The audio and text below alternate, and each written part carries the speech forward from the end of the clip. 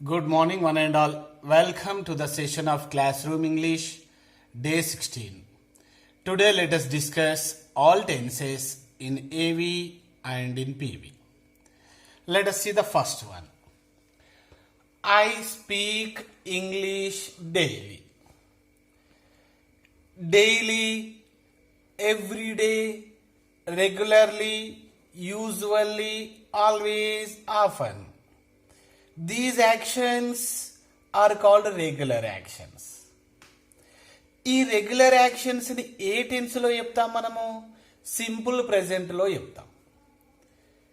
Regular యాక్షన్స్ని simple ప్రెజెంట్లో చెప్పాలని తెలుసు.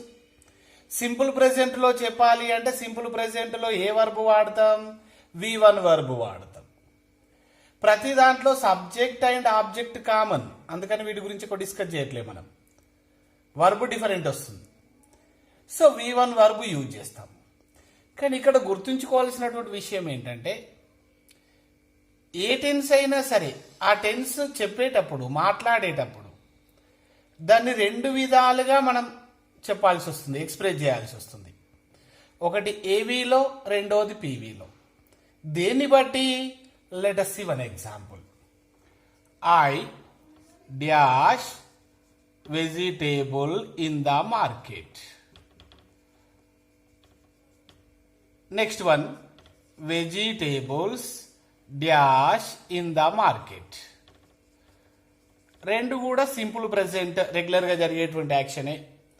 First దాంట్లో ఐ డాష్ వెజిటేబుల్స్, నేను వెజిటేబుల్స్ అమ్ముతాను. సో ఇక్కడ నేను పని చేస్తాను, డూవర్ ఆఫ్ ద యాక్షన్. కాబట్టి సింపుల్ ప్రెజెంట్ V1 రాస్తే సరిపోతుంది. Sell, I sell vegetables. ఇక్కడికి వచ్చేసరికి vegetables dash in the market. మరి vegetables sell in the market అనాలా? అంటే వెజిటేబుల్స్ అమ్ముతున్నాయా? లేదు, వెజిటేబుల్స్ అమ్మబడుతున్నాయి. అంటే ఇక్కడ ఇది డూవర్ ఆఫ్ ద యాక్షన్ కాదు, receiver of the action. So దీన్ని ప్యాసివ్లో చెప్తాం. మరి సింపుల్ ప్రెజెంట్ ప్యాసివ్ ఎలా చెప్పాలి? Simple present passive am is are V3 వాడాలి. So vegetables plural, so are V3 sell ఏంటి? Sold. Vegetables are sold in the market. Okay, here we see I speak English daily. ఐతో కాకుండా ఒకవేళ ఇంగ్లీష్తో start అయితే English is spoken daily. English మాట్లాడుతుందా? లేదు, మాట్లాడబడుతుంది. So passive is spoken daily. Simple present. Simple ప్రెజెంట్లో యాక్టివ్ అయితే V1 వాడుతున్నాం, ప్యాసివ్ అయితే I'm is are plus V3 వాడుతున్నాం. Next simple past. I spoke English yesterday. Yesterday, day before yesterday, last year, past actions ఇవి. వీటన్నిటిని ఏ టెన్స్లో చెప్తాం? Simple పాస్ట్లో చెప్తాం. సింపుల్ పాస్ట్లో వాడేటువంటి వర్బ్ ఏంటి? V2 verb, past verb. దీని ముందు వాజ్ వర్ కానీ V1 ముందు ఐఎమ్ ఈజ్ ఆర్ కానీ ఇక్కడ వాడకూడదు. So I spoke English yesterday. ఇది ఒకవేళ ఇంగ్లీష్తో స్టార్ట్ అయితే ఇంగ్లీష్ వాజ్ స్పోకెన్ ఎస్టర్డే. ఎప్పుడైతే ఎస్టర్డే చూసినామో సింపుల్ పాస్ట్. ఇంగ్లీష్తో స్టార్ట్ అయింది కదా, మాట్లాడబడింది, passive. So was were V3, was spoken. యాక్చువల్గా ఇక్కడ ఏముండాలి? English was spoken by me ఉండాలి. ఈ బై మీ అనేది మన స్పోకెన్లో, రెగ్యులర్ లాంగ్వేజ్లో యూజ్ చేయము, అందుకే దాన్ని వాడట్లేదు ఇక్కడ. Next, I shall speak English tomorrow. Tomorrow చూడగానే future, so it is simple future. Simple ఫ్యూచర్లో వచ్చేది ఏంటి? Shall or will plus V1. So I shall speak. Next PV. English will be spoken tomorrow. ఇంగ్లీష్తో స్టార్ట్ అయింది కాబట్టి ఏమంటున్నాం ఇక్కడ? Will be spoken. Next, I am speaking English now. Now, at present, at this moment. ప్రెజెంట్గా continue అవుతున్న action. So దీన్ని ఏ టెన్స్లో చెప్తున్నాం ఇక్కడ? ప్రెజెంట్ కంటిన్యూస్లో చెప్తున్నాం. I am is are plus ing form. Okay, దీన్ని ప్యాసివ్లోకి వచ్చే వరకు ఇంగ్లీష్ ఈజ్ బీయింగ్ స్పోకెన్.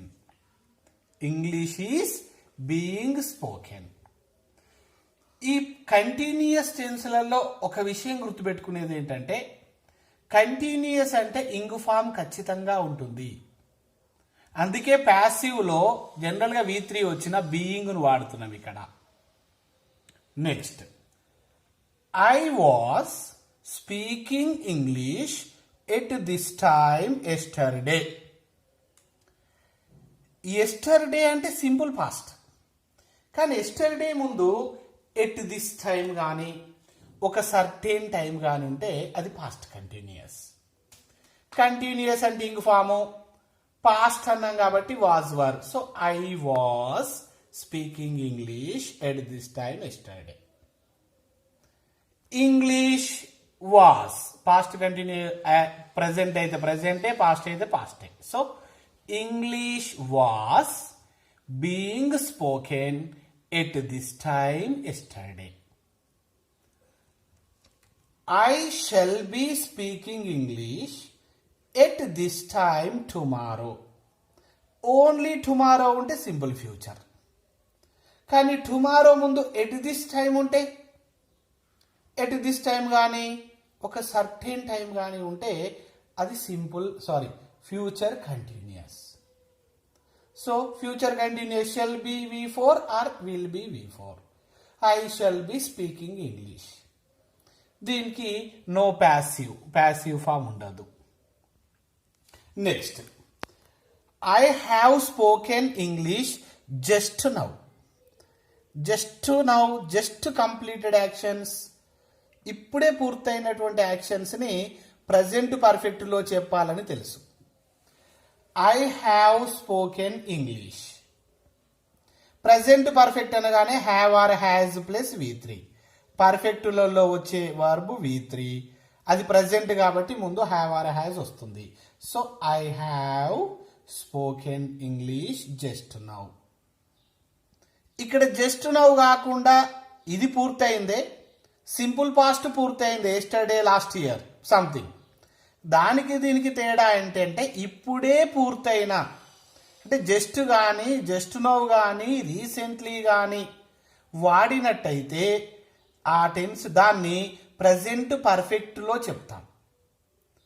అలా కాకుండా last year, 2 days ago, yesterday, last night, last week ఇలా వాడినట్టయితే దాన్ని సింపుల్ పాస్ట్లో జస్ట్ V2తో చెప్పేస్తాం. ఓకే, దీని passive. English has been. English third person singular కాబట్టి హ్యాజ్ వాడినాం. English has been spoken just now. Next, I had spoken English before you asked. మీరు అడగక ముందే, when, before, after వచ్చినాయి అంటే మ్యాక్సిమం అది పాస్ట్ పర్ఫెక్ట్గా మనం గుర్తుపట్టవచ్చు. I had spoken English before you asked. English had been spoken before you asked. Coming to future perfect. I shall have spoken English by next month. Only next month ఉంటే simple future. దీని ముందు at this time కానీ at certain time ఏదైనా certain time ఉంటే future continuous. కానీ దీని ముందు by ఉంటే లేదా టిల్ ఉంటే ఇది ఫ్యూచర్ పర్ఫెక్ట్.